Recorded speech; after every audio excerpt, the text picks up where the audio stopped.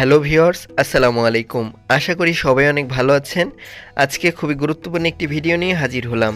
আপনারা যারা বেগুন চাষ করছেন, ভালো ফলন পেতে চান, তাদের জন্য আজকে একটি ঘরোয়া উপাদান দিয়ে খুবই গুরুত্বপূর্ণ দ্রবণ তৈরি করে দেখাবো, যেটি তৈরি করে নিয়মিত বেগুন গাছে দিতে পারলে প্রচুর পরিমাণে বেগুন ধরবে আপনাদের একটি গাছের মধ্যেই।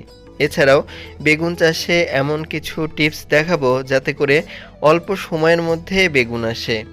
এছাড়াও বেগুন চাষের ক্ষেত্রে আপনারা অনেকে বলেন কোন জাত ভালো, সে বিষয়ে বলবো। এছাড়াও বেগুন গাছের ক্ষেত্রে এই উপাদানটি তৈরি করুন, এবং এটি হয়তো কখনোই দেখেননি। অনেকের গাছে গোড়ায় এরকম শামুক কিংবা এরকম পিঁপড়ার উপদ্রব হয়, আর একটা পিঁপড়া বা পোকামাকড়ও গাছের গোড়ায় থাকবে না। সেজন্য অবশ্যই আজকের ভিডিওতে বাস্তবসম্মত উপায়ে কিছু পদ্ধতি দেখানো হয়েছে। চলুন শুরু করা যাক। শুরুতে আসছে প্রথম পদ্ধতি। এক্ষেত্রে আপনারা একটি পাত্র নিয়ে নেবেন। আমরা এখানে একটি প্লেট নিয়েছি। এবার নিতে হবে 3টি মাঝারি সাইজের পেঁয়াজ। দেখতে পাচ্ছেন 3টি পেঁয়াজ নিয়ে নেবেন। এবার নিতে হবে 6 কোয়া রসুন। আপনারা রসুন থেকে 6টি কোয়া আলাদা করে ছাড়িয়ে ঠিক এভাবে নিয়ে নিতে পারেন। এবার আরেকটি উপাদান লাগবে, সেটি হলো লেবু। এই 3টি উপাদানকে শুরুতে আপনারা সংগ্রহ করে নিয়ে তারপর এই সারটি তৈরি করার জন্য বসে পড়বেন। চলুন দেখি কিভাবে। শুরুতে একটি বোর্ড নিয়ে নিচ্ছি। আপনারা যে কোনো কাটিং বোর্ড বা চপিং বোর্ড ব্যবহার করতে পারেন, কিংবা আপনারা বটি দিয়েও কাটতে পারেন। তো আমরা এখানে পেঁয়াজগুলোকে ছোট ছোট করে কেটে নিচ্ছি। দেখতে পাচ্ছেন ঠিক এভাবে চেষ্টা করুন যতটা সম্ভব ছোট করা যায়। তবে পেঁয়াজের খোসা সহকারে কেটে ফেলতে হবে। যেহেতু আমরা সার তৈরিতে ব্যবহার করব, সেক্ষেত্রে অবশ্যই খোসা রাখবেন, কেননা পেঁয়াজের খোসা এবং পেঁয়াজ দুটি খুবই কার্যকরী গাছের বৃদ্ধি ও ফুল ফল আনতে। অনেকে এই বিষয়টি জানেন না, কিন্তু এটি বিজ্ঞানসম্মত উপায়ে, অর্থাৎ পেঁয়াজের মধ্যে বিভিন্ন এনজাইম থাকে যা গাছে ফুল ফল আনতে এর পাশাপাশি বৃদ্ধিতে সাহায্য করে। এবার নিতে হবে 6 কোয়া রসুন। দেখতে পাচ্ছেন আমরা আগেই নিয়ে নিয়েছিলাম। এবারে ছুরি দিয়ে সুন্দর করে ঠিক এভাবে ছোট ছোট করে কেটে নিতে হবে, কেননা আপনারা যদি আমান দেন তাহলে কিন্তু দেখা যাবে যে এক্সট্র্যাক্ট অর্থাৎ রসুনের ভিতরে থাকা উপাদানগুলো দ্রবণের মধ্যে আসবে না। এজন্য যত সম্ভব এরকম কুচি কুচি করে কাটার চেষ্টা করুন। দেখতে পাচ্ছেন আমরা এখানে কেটে নিলাম। তো এই 2টি উপাদান শুরুতে আপনারা নিয়ে নেবেন। নেওয়া হয়ে গেলে অবশ্যই লেবু নিতে হবে। কতটুকু নেবেন? লেবু চেষ্টা করবেন 2 ফালি নেওয়ার জন্য। দেখতে পাচ্ছেন যতটুকু কাটলাম। এবার সার তৈরির জন্য শুরুতে একটি পাত্র নিয়ে নেবেন। আমরা এখানে 2 লিটারের একটি পাত্র ব্যবহার করেছি। এবার এতে কিছু পরিমাণ পানি নিয়ে নিতে হবে। আপনারা হাফ লিটার পরিমাণ পানি একটি পাত্রে নিয়ে নেবেন। দেখতে পাচ্ছেন আমরা এখানে একটি পাত্রে ঢেলে নিলাম। ঢালা হয়ে গেলে এর মধ্যে অবশ্যই এই উপাদানগুলো, অর্থাৎ এতক্ষণ যেগুলো কাটলেন, অর্থাৎ খোসা সহ 3টি পেঁয়াজ কুচি করা, 6টি রসুন কুচি করা, সেই সাথে এই লেবু অর্থাৎ 2 টুকরা লেবু সুন্দর করে চিপে দিয়ে দিতে হবে। অবশ্যই আপনাকে এই স্টেপগুলো ফলো করতে হবে যদি আপনি ভালো ফলন পেতে চান বা ভালো কার্যকারিতা পেতে চান। এবার সুন্দর করে নাড়াচাড়া করে এর সাথে আরেকটি উপাদান অ্যাড করতে হবে। দেখতে পাচ্ছেন এটি হলো মসুরের ডাল ভেজানো পানি। আপনারা যে কোনো ডাল ভেজানো পানি ব্যবহার করতে পারেন। তো 1 মুঠো ডাউল কিছু পরিমাণ পানির মধ্যে 1 রাত ভিজিয়ে রাখুন। পরের দিন যে পানিটা থাকবে সেটাকে অবশ্যই সংগ্রহ করে রাখতে পারেন। আমরা এখানে 100 মিলি পরিমাণ ডাল ভেজানো পানি নিয়ে নিয়েছি। তো এই ডালটাকে আপনারা রান্না করে খেতে পারবেন। তো এই যে ডাল ভেজানো পানি, এটি কিন্তু এই দ্রবণের মধ্যে দিয়ে দিচ্ছি। আপনারা অবশ্যই চাইলে এটা দিয়ে দিতে পারেন, এটি খুবই কার্যকরী। এবার সুন্দর করে কিছুক্ষণ নাড়াচাড়া করে নিতে হবে। এবার এর সাথে আরেকটি উপাদান অ্যাড করতে হবে, যাতে করে পাতা কুঁকড়ানোর জন্য একই সাথে কাজ করে। এটি হলো কি? হলুদের গুঁড়া। এটি অ্যান্টি ফাঙ্গাল ও অ্যান্টি ভাইরাল গুণাবলী থাকায় খুবই কার্যকরী। আপনারা চেষ্টা করুন 2 চামচ পরিমাণে এই হলুদের গুঁড়া অ্যাড করার জন্য। এবং এই হলুদের গুঁড়ায় থাকা উপাদান পাতা কুঁকড়ানো দূর করতে বেশ কার্যকরী, কেননা এতে করে পোকামাকড় যেমন অ্যাফিড বা থ্রিপস এগুলো আক্রমণ করতে পারে না সহজে গাছে, ফলে পাতা কুঁকড়ানো হয় না।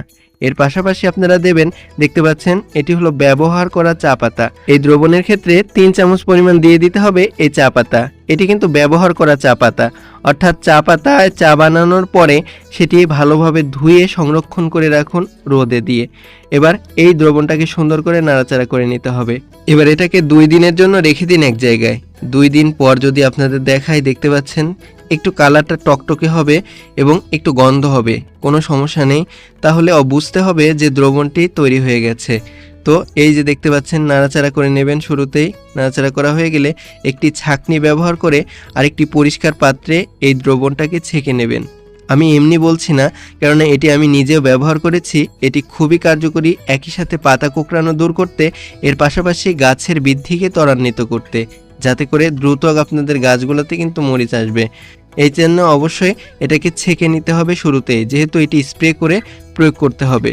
আর দেখতে পাচ্ছেন ছাকার পরে যে উপাদানগুলো থাকবে এগুলো কিন্তু আপনারা গাছের গোড়ায় দিয়ে দিতে পারেন, কোনো সমস্যা নেই। কোনো জিনিসই ফেলে দেবেন না, এর কার্যকারিতা বেশ রয়েছে। এবার দেখতে পাচ্ছেন দ্রবণটি কিন্তু তৈরি হয়ে গেছে। তো এটাকে সরাসরি গাছে প্রয়োগ করবেন না, যদি পারেন এটাকে পুনরায় ছেঁকে নেবেন, অর্থাৎ 2 বার ছেঁকে নেবেন। এর সাথে অবশ্যই প্রয়োগের পূর্বে, অর্থাৎ গাছে প্রয়োগের পূর্বে যা করবেন, এর সাথে কিছু পরিমাণ পানি অ্যাড করে দেবেন। অর্থাৎ 500 মিলি দ্রবণের জন্য 1 গ্লাস পরিমাণ কিংবা 200 মিলি পরিমাণ পানি অ্যাড করে নেবেন। এবার সুন্দর করে এটাকে নাড়াচাড়া করে মিশিয়ে ফেলতে হবে। এটি আপনারা সপ্তাহে একবার গাছে প্রয়োগ করবেন, দেখবেন গাছে প্রচুর পরিমাণে ফুল আসছে। এছাড়াও গাছে দ্রুত ফলন পেতে যা করতে হবে, গাছের চারপাশে যত আগাছা রয়েছে আপনাদের দেখাই, এই যে দেখতে পাচ্ছেন ছোট ছোট ঘাস যেগুলো আগাছা আকারে চারপাশে থাকে, এগুলোকে যত দ্রুত সম্ভব তুলে ফেলবেন। আপনারা যারা জমিতে রয়েছেন তারা নিড়ানি দিয়ে তুলে ফেলতে পারেন, কিন্তু আপনারা যারা টবে করছেন তারা হাত দিয়ে তুলে ফেলবেন। এবার এটি গাছে প্রয়োগ করুন। এজন্য আপনারা কিছু পরিমাণ, অর্থাৎ 1 পোয়া পরিমাণ চাউল একটি পাত্রে নিয়ে নেবেন। নেওয়া হয়ে গেলে কিছু পরিমাণ পানি দিয়ে নেবেন। এটি হালকা গরম পানি হলেও ভালো হয়, তবে আপনারা নর্মাল পানিও ব্যবহার করতে পারেন। তো এবার সুন্দর করে এটাকে কিছুক্ষণ এরকম কষলিয়ে ধুয়ে নিতে হবে। কিছুক্ষণ পর দেখতে পাবেন এরকম সাদাটে হয়ে গেছে পানির কালার। এই উপাদানটি আপনারা নিয়মিত যদি গাছে দেন, বিশেষ করে যারা ঝাঁকিতে বেগুন চাষ করছেন তারা এই তরল উপাদানটি নিয়মিত গাছে দেবেন। এতে করে প্রচুর ফলন পাবেন প্রাকৃতিক উপায়ে। এছাড়া অনেকে বলেন সার কিভাবে প্রস্তুত করব কিংবা মাটি কিভাবে প্রস্তুত করব। এজন্য 1 ভাগ কম্পোস্ট, 1 ভাগ যে কোনো ধানের কুড়া বা 1 ভাগ গার্ডেন সয়েল একত্রে মিশিয়ে নেবেন। মেশানো হয়ে গেলে এর সাথে মিশিয়ে ফেলবেন ট্রাইকোডার্মা। এটি খুবই গুরুত্বপূর্ণ এবং এটি বিভিন্ন রকম ছত্রাকের হাত থেকে গাছকে রক্ষা করে। এতে গাছ সুস্থ সবল গাছে প্রচুর ফলন পাওয়া যায়। এভাবে মাটি তৈরি করুন। এর পাশাপাশি আপনারা যারা বেগুন গাছে দেখতে পাচ্ছেন যে গাছে শুধু পাতা বের হচ্ছে কিন্তু বেগুনের ফলন খুব কম, এজন্য যা করতে হবে আপনাদেরকে এই রকম একটি সিকেচার নিতে হবে, কিংবা যে কোনো কাঁচি ব্যবহার করতে পারেন ধারালো। এবার ধারালো কাঁচি দিয়ে বয়স্ক পাতাগুলোকে কেটে দিতে হবে। কেন দেবেন বলছি। এতে করে নিচের দিকে, অর্থাৎ গাছের গোড়ায় আলো বাতাস ভালো পাবে। এতে করে ভালো আলো বাতাস পাওয়ার ফলে সালোক সংশ্লেষণ ভালো হবে এবং প্রচুর পরিমাণে ফলন হবে। এছাড়াও গাছের গোড়ায় এই যে ছোট ছোট শাখা রয়েছে এগুলো কিন্তু বৃদ্ধি পাচ্ছে না। এজন্য যা করতে হবে, বেগুন গাছের মাথার যে প্রধান ডগাটি এটি কিন্তু কেটে দিতে হবে। আপনারা বেগুন গাছে দেখবেন 10 থেকে 12 পাতা যখন হয়ে যাবে তখন এই কাজটি করবেন। এতে করে সাইড দিয়ে কিন্তু প্রচুর শাখা বের হবে, আর এই শাখাগুলো বেশ ভালো বৃদ্ধিপ্রাপ্ত হবে।